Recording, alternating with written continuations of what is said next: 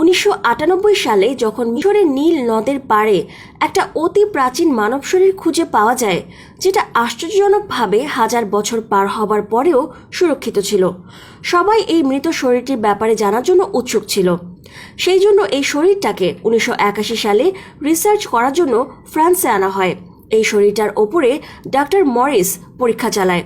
আজকের ভিডিওতে আপনাদের বলবো ফেরাউনের বডিকে পরীক্ষা করে ডাক্তার মরিস কোরআনের সত্যতার ওপরে কিভাবে বিশ্বাস আনে। আসুন বন্ধুরা জানি এরপর কি হয়।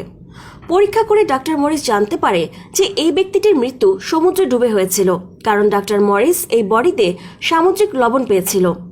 ডাক্তার মরিস এটা দেখে বেশি চিন্তিত যে এই মানুষটা আজ থেকে হাজার বছর আগে মরা সত্ত্বেও পচে বা গলে যায়নি কেন।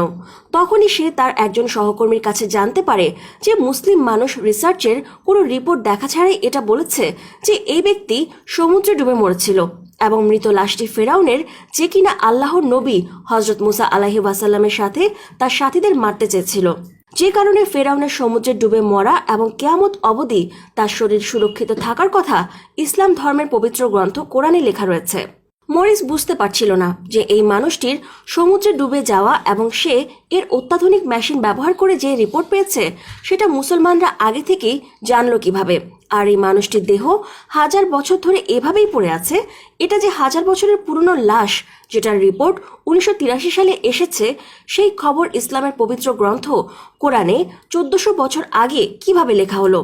এই শরীরের মৃত্যুর হাজার বছর হওয়া সত্ত্বেও এটা পচে গলেনি। এটার বৈজ্ঞানিক কারণ ডাক্তার মরিসের অন্য বৈজ্ঞানিক যখন খুঁজে না পায়, তখন তারা বলে এটা ঈশ্বরের চমৎকার ছাড়া আর কিছুই বলা যায় না। ডাক্তার মরিস এই ব্যাপারে ভালো মতো জানার জন্য বাইবেলের ওল্ড টেস্টামেন্ট পড়া শুরু করে, কিন্তু সেখানে সে শুধু এতটুকুই পায় যে ফেরাউন এবং তার সাথীরা সমুদ্রে ডুবে গিয়েছিল এবং সেখান থেকে কেউ বাঁচেনি। সেখানে ফেরাউনের লাশের ব্যাপারে কোনো কিছু বলা হয়নি। মরিসের মাথায় আরও প্রশ্ন ঘুরপাক খেতে থাকে।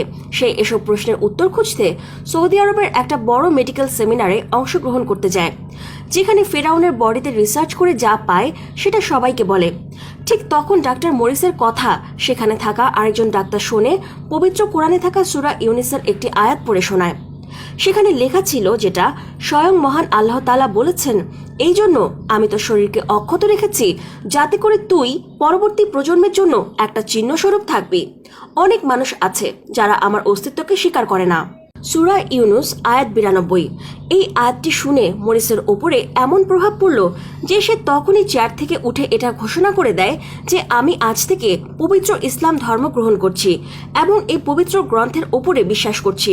এরপর যে তার দেশ ফ্রান্সে গিয়ে কোরআনের উপরে অনেক রিসার্চ করতে থাকে এবং কোরআনের বলা কথার উপরে ভিত্তি করে এমন সব বই বের করে যেগুলো পুরো বিশ্বে সারা জাগায়।